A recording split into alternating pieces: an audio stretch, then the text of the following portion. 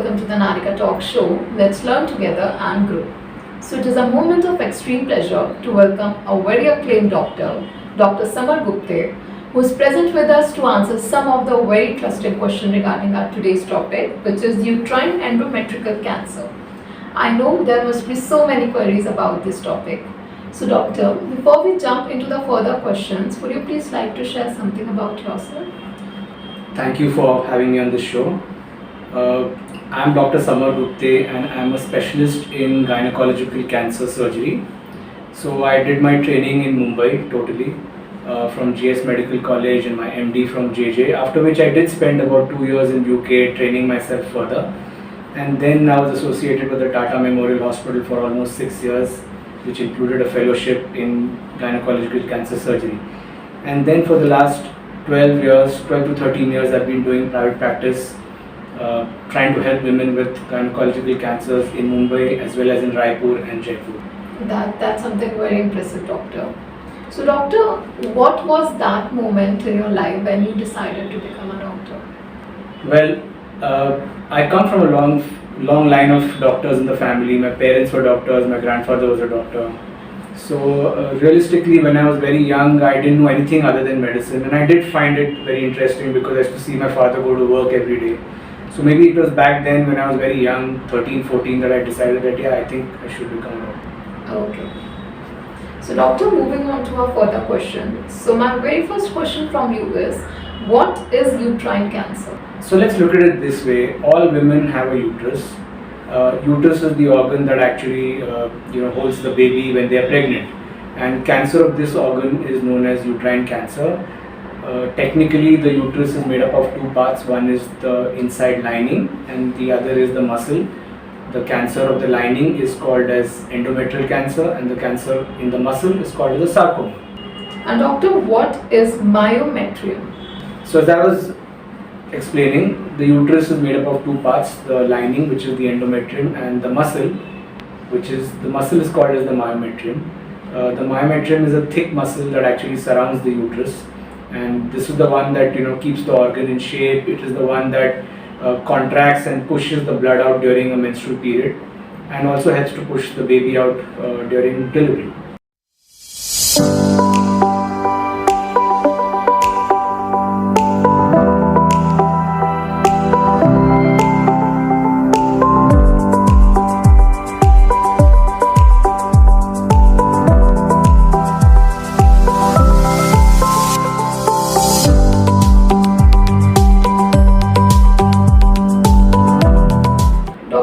My next question from you is, what is endometrium? The inner lining of the uterus is called as the endometrium. The speciality of the endometrium is that it is a layer of cells which respond very ardently to hormones, and that is the reason why women have monthly periods. And yes, this is the endometrium, the lining of the uterus. Okay, doctor. So doctor, are endometrial cancer and uterine cancer like the same? So endometrial cancer is a part of uterine cancer. The uterus is a big organ, as we discussed. It is made up of the lining, which is the endometrium, and the muscles, which is the myometrium. So cancer only of the lining is called as endometrial cancer, whereas cancer of the muscle is called as sarcoma. Alright, doctor. And doctor, next question says that, what does the uterus do? So the uterus is one of the most complex organs that God has created, and therefore rightly so it's placed the organ only in women. The prime job of the uterus is to hold a pregnancy for 9 months and 7 days and give birth to a baby.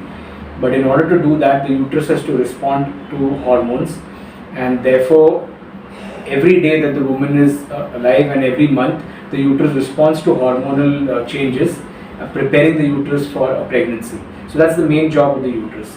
It prepares a woman for pregnancy every month on end, and whenever she gets pregnant, it supports the pregnancy. Okay, all right, doctor.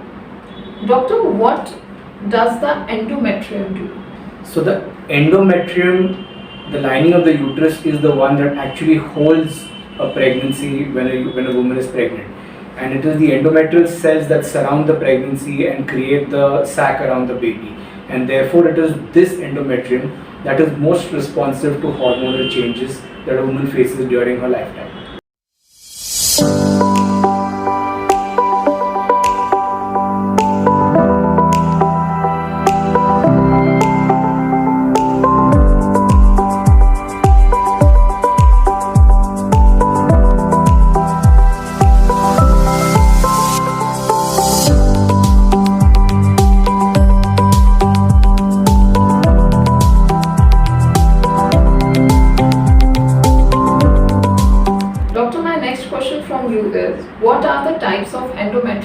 cancer? So endometrial cancers are essentially of two types, type 1 and type 2.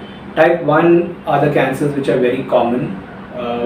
Most women with endometrial cancers would have type 1 cancers. These are slow growing cancers that are responsive to hormones and are traditionally not that aggressive.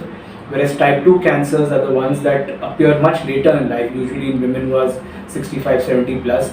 They're extremely aggressive and fast growing cancers and not that easy to treat. Alright, doctor. So, doctor, the next question is, what are the symptoms of endometrial cancer? So when we talk about the symptoms of endometrial cancer, let's divide women into two categories. One, those who've finished menopause and those who've not finished menopause. So in the premenopausal age group, which is the women who are younger in their 40s and 30s and so on, any irregular bleeding from the uterus or from the vagina, which means bleeding that happens between two menstrual periods or bleeding that happens at the time of intercourse, should be taken seriously and should be evaluated. The other symptoms that women face at this age group is persistent lower abdominal pain or backache, or women who have a persistent white discharge or a yellowish discharge or a red discharge from their vagina. And these are things that are to be taken seriously. In the postmenopausal age group, it's even simpler. Any postmenopausal woman who has even a spot of bleeding, then that is considered to be a sign that needs to be taken seriously. Alright, doctor. So, doctor, as we discussed the symptoms of endometrial cancer, so doctor, what causes endometrial cancer? So the causes of endometrial cancer are many. The most important reason why women would get endometrial cancer today is environmental. So when you talk of environmental, it's got to do with their diet and their lifestyle. So we know today that women who are obese, who are diabetic, who are hypertensive, have a much higher chance of getting endometrial cancer than women who do not have children, who are infertile, who never had children. They have a much higher chance of getting endometrial cancer. Similarly, those girls who in their younger days have got ovarian problems like polycystic ovaries, and these girls have a much higher chance of getting endometrial cancer as they become older in their lifestyle. Besides that, there are traditional causes like women who have who start their period very early in their young age and whose periods go on to very late, like early menarche and late menopause as we say, or women who have got a very strong family history of cancers like colon cancer or breast cancer. So there's a genetic basis behind these. So these basically encompass all the reasons why women would get endometrial cancer.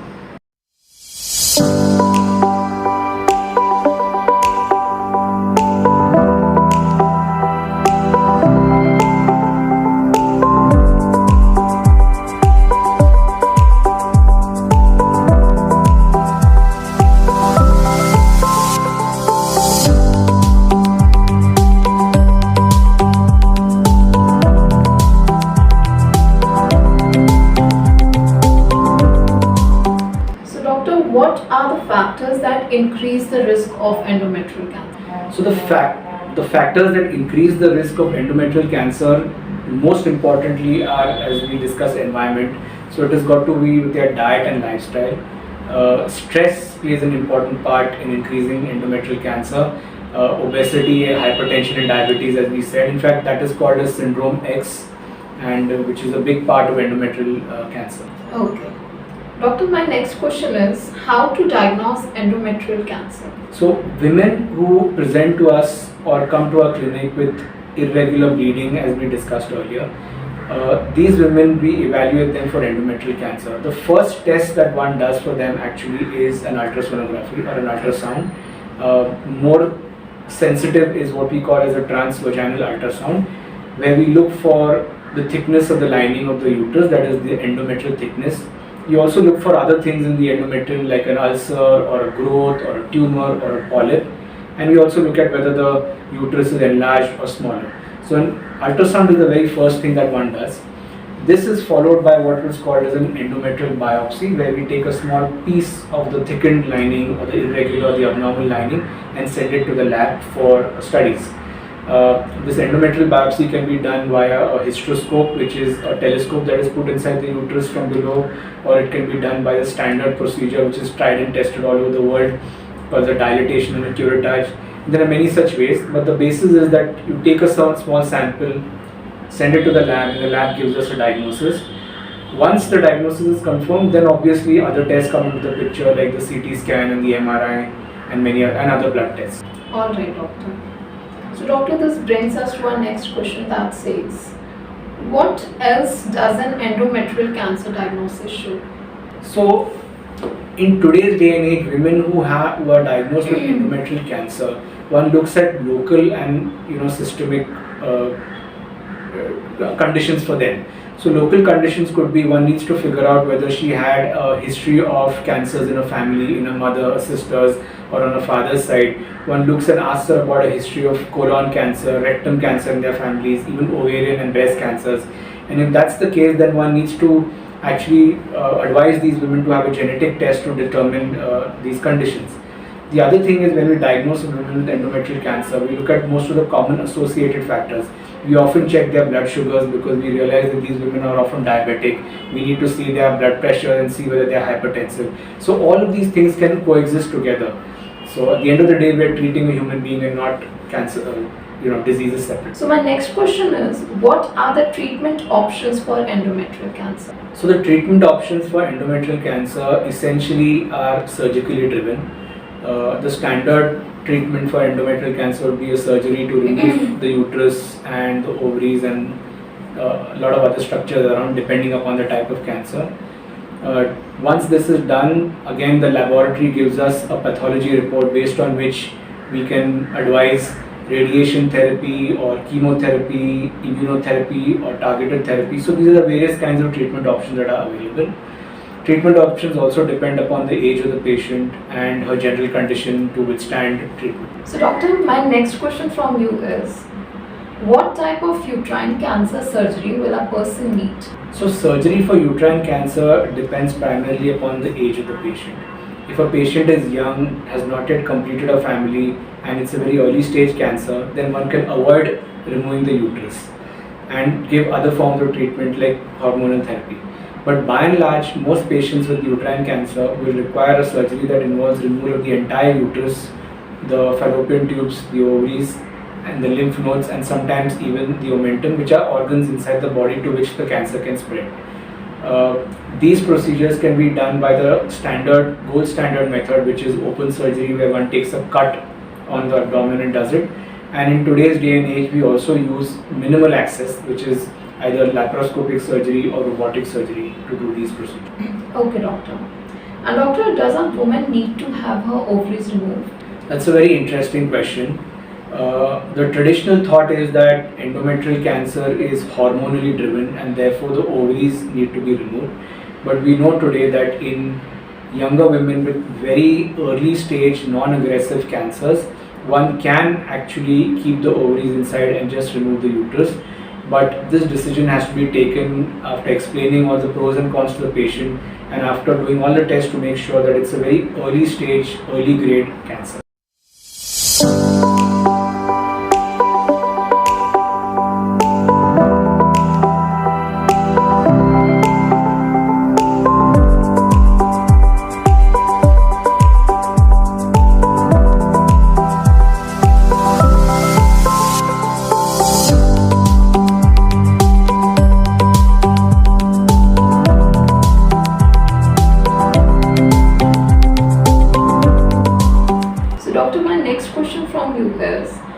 What can a woman expect after uterine surgery? Well, after removing the uterus for endometrial cancer, obviously there is a recovery period which ranges from 3 days to 6 days, depending upon whether it was a minimal access surgery or an open surgery. But by and large, after that, within the next 10 to 12 days, most women recover very well and can go back to their normal day-to-day routines without any problems or any troubles. As far as changes in their body after removing the uterus, there are none, simply because one is removing an organ which is diseased and which needs to come out in any case.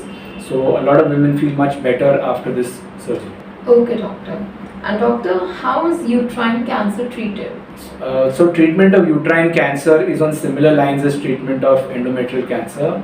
The primary form of treatment is surgery, where one needs to, in this case, obviously remove the uterus, the ovaries and the surrounding structures to which the cancer can spread.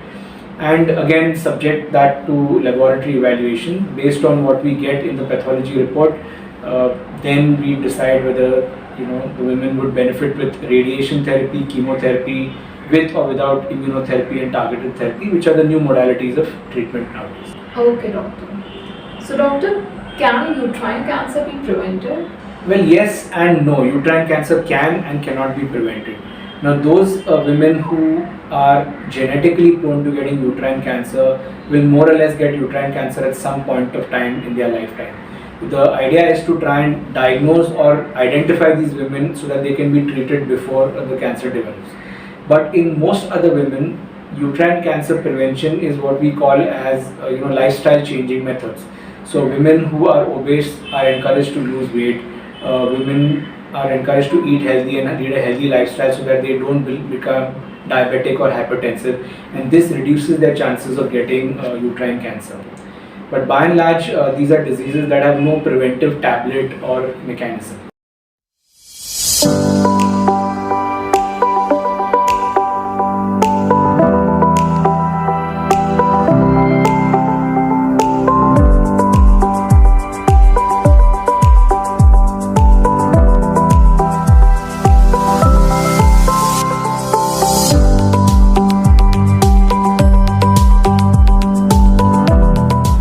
Doctor, will ERT, which is also known as estrogen replacement therapy, make a woman more likely to get uterine cancer? So there has been a lot of things that have been written and mentioned about estrogen replacement therapy.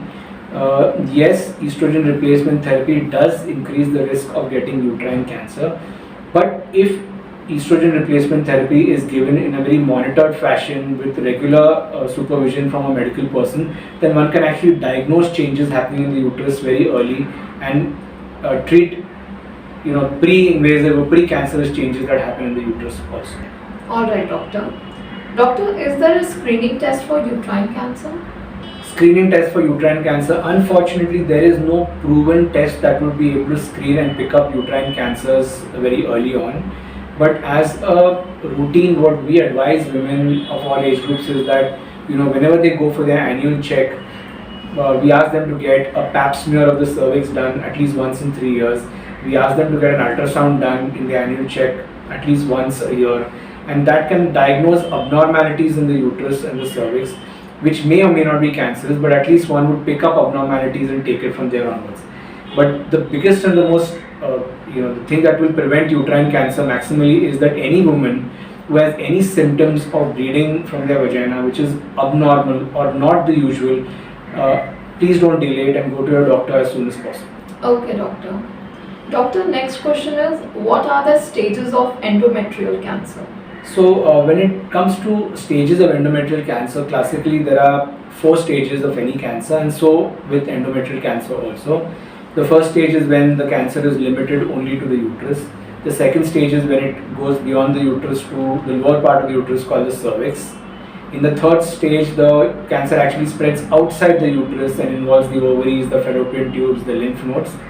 And fourth and final stage obviously is where it involves, spreads far away to the liver or the lungs or distant areas through the blood vessels.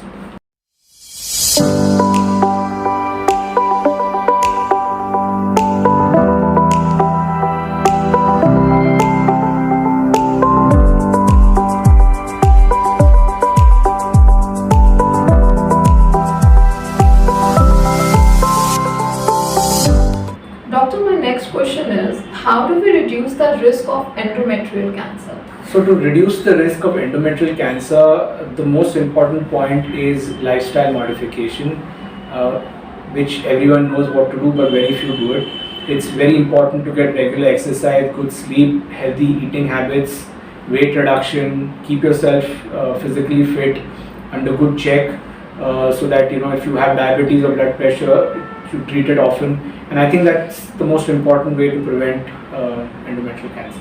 Okay, doctor. So similar to your answer, doctor, my next question is, can uterine cancer be cured?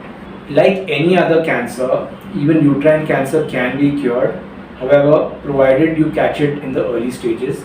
So when we catch uterine cancers or endometrial cancers in the stage 1, 2 or maybe early stage 3, it is possible to try and cure them.